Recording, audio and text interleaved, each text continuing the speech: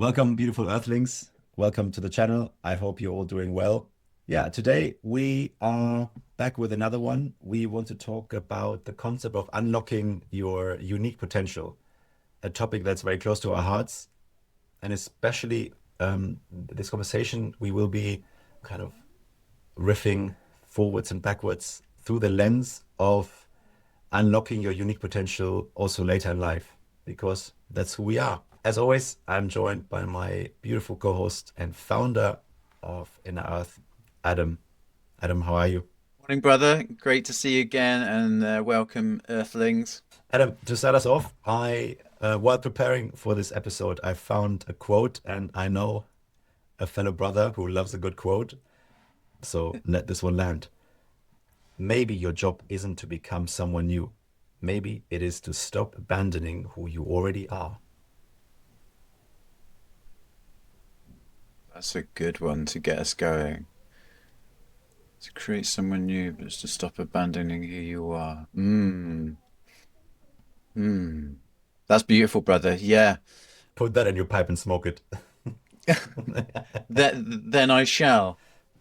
I like how often do we all spend so much of our life trying to create something new, trying to change who we are to fit in with families, societies, communities, rather than actually welcoming, accepting, and embracing our own unique potential. It must be something out there. It can't be something in here. It's like what's out there is so much greater than what's in here. So I'm going to go on a journey to try and find it and seek it. My dad told me this amazing.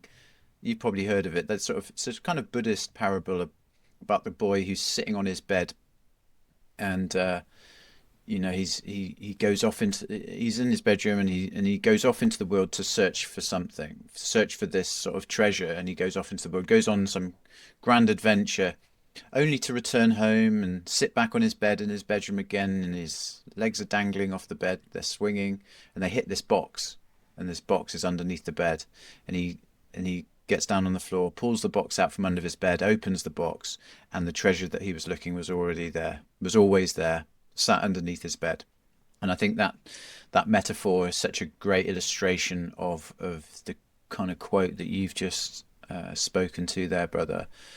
Um, and also speaks to some of the stuff we've already talked about in terms of Neil Donald Walsh and the conversations with God. You can only know yourself through knowing who you're not. Maybe even if there is treasure in here, you still need to go out into the world to be able to recognize it, because it gives you some alternative so that you can recognize, oh, that's not me, or this isn't me, and I've tried this and I've tried that, and that's not me. And then you finally get to the conclusion of like, oh, I know who I am based on all the different things I've tried that haven't worked. Just going to close my window. Yeah. So thanks for kicking us off with that, brother. What's been your experience with finding your own potential? I know we've both been on our own journeys, and like you said at the start, we're both in our forties, coming to things later in life. We've gone through different professions. Um, yeah, how's it unfolded for you, dude? Yeah, thanks for that.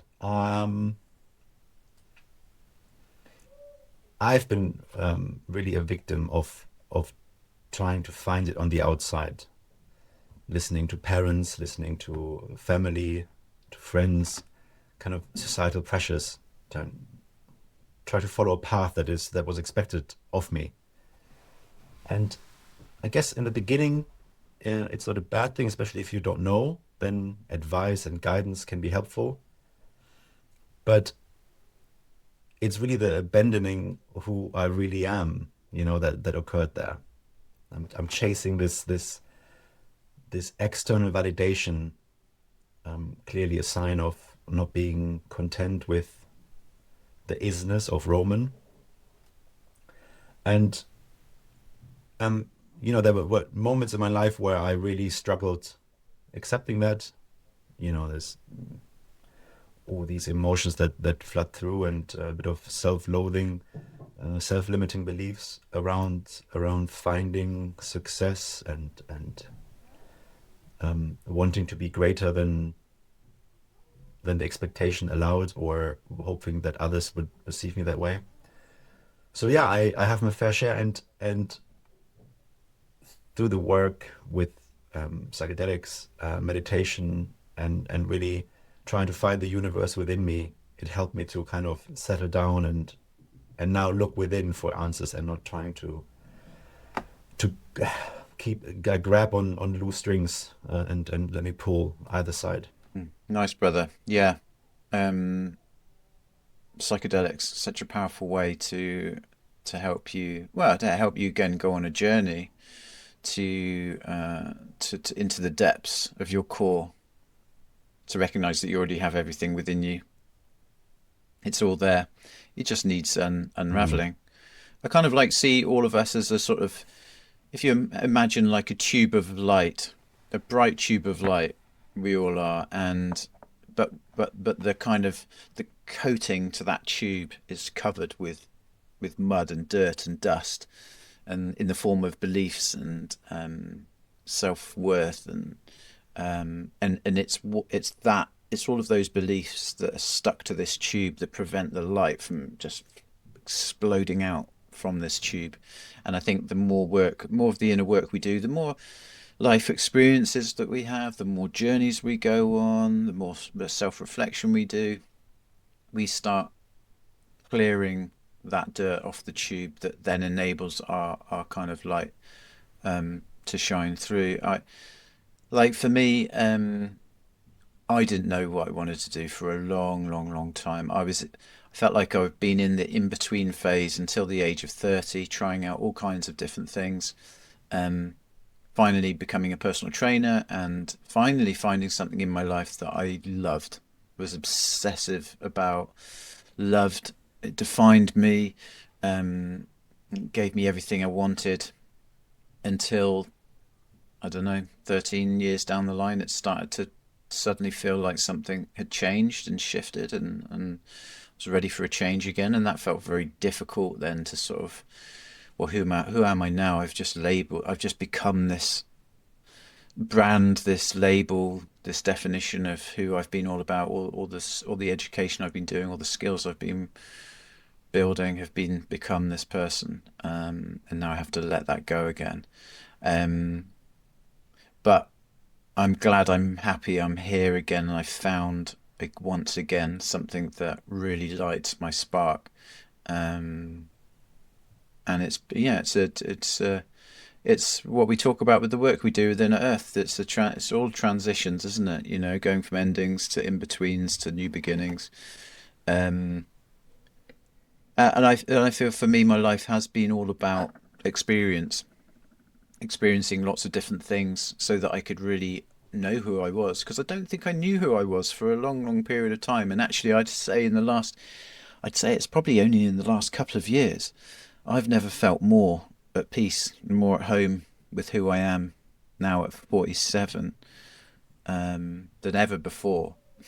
And it seems crazy to go on a such a long journey to finally come to that conclusion, but actually that's I've accepted that's what my life has been about. And I guess that's why this work fascinates me and makes me curious, because it's based on, the experiences I've had, and I know how painful and challenging and dark and difficult it's been at different times for myself, in the in between, the various different in between phases I found myself in. So yeah, so helping others with that is super important. So buddy, as we're talking about unique potential, like, yeah, how do you think we can unlock more of our unique potential? Hmm. Great question. Let me answer it in two parts. The first answer is, it's not an answer, but I wanted to add something onto it. Being in this, especially later in life, you you have it's so easy to then again judge and compare yourself to the outside world, and make it much harder on yourself. So I've done this for a long time. What helped me is one of my favorite podcasters out there, Rich Roll. He only started in his 40s and then turned his life around. And whenever I think of that, um, he managed to create a fantastic career afterwards, and I was like, yeah, I'm his age when he changed. So if he can do it, I sure can. But yeah, I then to navigate back to your question, how to do that. The corny answer is come and join us on the Pathfinder program. We'll find a solution. Um, but more practical, allow time with yourself. Allow walks in nature without any distractions. Allow boredom to come into your life, um, to so that their thoughts can materialize, that the brain has space to come back to source. By source, I mean your essential kind of vibration, because the idea is already there. Going back to what you said earlier, we just have to remember who we are. Sometimes it's being either stripped away or covered under mud and dirt and learned behaviors. So if you allow yourself to regain, or yeah, to regain touch with your inner self, answers will eventually appear. How about you? Yeah, I love that. Yeah, space. So important, isn't it? I've done all my best thinking when I've been alone or when I've been walking in nature. Um, and yeah, you if you're not creating space, then you're not giving insight or wisdom or yeah, or information to come from source, a place to come into. Um, a bit like with the whole the ending, an ending always start you can only start when you're willing to let something go. So it's like you have to put something down to Mm, pick something up. So creating space is that if you've got no space, then you can't fill anything up, can you? So yeah, I think you're right. mm, That's super important. And self acceptance. And self acceptance is a journey, is a long journey that I've been on anyway. But um, I think you can definitely fast track it by recognizing that we're we're all playing the same game, but with a different set of tools. And it's very hard in this day and age with social media because you get to see other people's lives and what they're doing, and so immediately your brain wants to move straight to comparison. But it's remembering that, like, even if that person is super wealthy, super beautiful, super this, super that, whatever the thing is that you feel that you don't have, they're living a different experience to you. And for some reason or another, they've come here to have that experience. And depending on what your beliefs are, for me, my beliefs help me navigate this. Just recognizing that you've come to have your experience as Roman, and your experience of Roman is built up by all of these different elements. Um, and mine as Adam is with a different set of elements, and that's to give us a totally different experience. And if we all came here as the same person with the same elements and characteristics, then we'd all be having exactly the same experience. And for me, that doesn't seem like what this reality is all about. And so I think if you can start looking at it like that, you can step away from the comparisons of other people, and you can start to sort of see your own qualities a little bit more and start to recognize them. Um, so I'd say that's definitely what's helped me, brother. And I don't know if there's anything else that you've got to add, but I've got a lovely little quote that we can finish up on once you're finished. Okay, cool. So from our friend Joseph Campbell, um, we must be willing to let go of the life we've lived so as to live the life that is waiting for us. So as yeah, you started us off with at yeah. the beginning, buddy, that like how many of us are living lives designed by others, and how many of us are actually living the lives that we've designed ourselves, or that authentic life that is waiting for us to explore and discover, which of course we can help you with, can't we, buddy? We can indeed. I think if we added more to this, it would dilute this beautiful sentiment that this quote gives. So why don't we land the plane here? Thank you for watching, everybody. I hope some of these quotes and the exchange of ideas landed with you. It would be great if you could like and follow us on this account. Please share your thoughts in the comments. All other information you find in the show notes. We give a link to our website, innerearth.co.uk, where there's plenty more of information. And reach out if you have any questions. We're here to help and answer and debate if necessary. On that note, lots of love. Goodbye, Earthlings. Any last words, Adam? One foot in front of the other and keep showing up. Peace out.